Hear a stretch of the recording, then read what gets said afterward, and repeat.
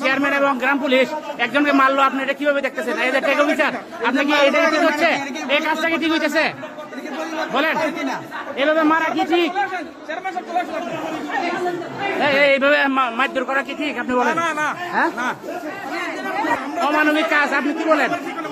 আপনারা কি করতেছেন?